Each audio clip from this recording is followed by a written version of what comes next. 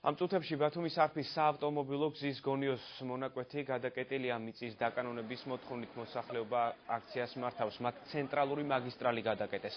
Თუმცა მანამდე საპატრულო პოლიციამ გზა გონიოს ხიდთან გადაკეტა და ავტომობილების შემოვლით გზით სარგებლობენ. ამიტომაც გზაზე საცობი არ არის. ადგილობრივები მიწების დაკანონებასთან დაკავშირებით პასუხების მისაღებად აქციაზე მთავრობის და საკრებულოს თავმჯდომარის მისვლას ელოდებიან. მათი განცხადებით მიწის აღიარების კომისიამ, რომელიც მთავრობაში იყო შექმნილი, რეკომენდაციები უკვე დადო და მონაცემები საკრებულოს გადაუგზავნა, თუმცა პროცესი მაინც ჭიანურდება. აგერა ჩვენი მიწები გაყიდული არა და არავის არ წავყიდა, ამ ჩემ კუთვნილ მიწას ვითხოვთ, არაფერს არ ვითხოვთ. ხალხი უმუშავარი, არაფერი შემოსავალი არ საიდან არა, კეთილინება არსებობს მთავრობის მხრიდან, ასე გვითხრეს.